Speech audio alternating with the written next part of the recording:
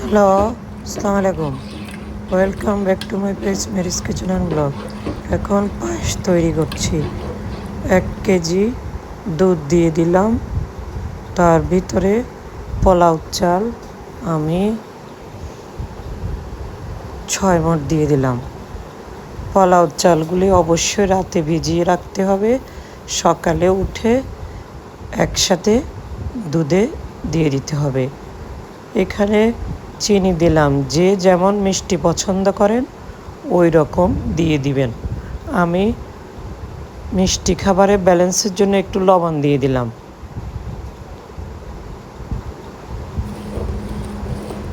চিনি কম লাগলো, আর একটু চিনি দিয়ে দিলাম। এই পায়েস সাবুদানা সাথে অ্যারারুট যে কোনো একটা দিয়ে দেওয়া যায়। আমি অ্যারারুট একটু গুলে দিলাম, অ্যারারুট 4 চা চামচ গুলে দিলাম, দিয়ে নাড়তে থাকবো। এখানে একদম সহজ রেসিপিতে আমি করলাম, কোনো বেশি ইনগ্রেডিয়েন্টস না। কেওড়া জল দিয়ে দিলাম, গোলাপ জল দিয়ে দিলাম পরিমাণ মতো।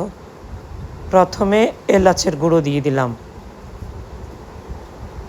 এলাচ ইচ্ছা করলে আস্ত দেয়া যায়, আমি গুঁড়ো দিলাম। বেশি করে আমি কিশমিশও দিয়ে দিলাম। এবার কাঠবাদামগুলো বেটে পরিমাণ মতো দুধ দিয়ে ছেঁকে দিব। অবশ্যই ছেঁকে দিতে হবে। এখানে আমি আস্ত আর ইউজ করিনি, একদম সহজ রেসিপিতে। আর আমি এখানে 5 চা চামচ গুঁড়ো দুধও ইউজ করলাম।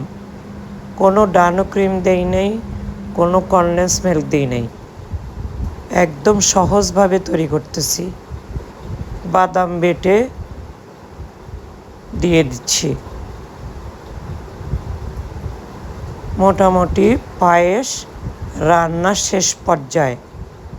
অনবরত নাড়তে থাকবো, নাহলে নিচে লেগে যাবে। তলানিতে লেগে গেলে পোড়া গন্ধ লাগবে, ভাল লাগবে না। সহজে ওইভাবে তৈরি করা যায় ঘরে থাকা উপকরণ দিয়ে। এবার প্রয়োজন মতো ঘি দিয়ে দিব। আমি আগে কোনো ঘি ইউজ করিনি, গন্ধ চলে যাবে, তাই লাস্টে ইউজ করলে স্মেলটা ভালো থাকে, তাই আমি লাস্টে ইউজ করলাম। রান্না শেষ। আল্লাহ হাফেজ।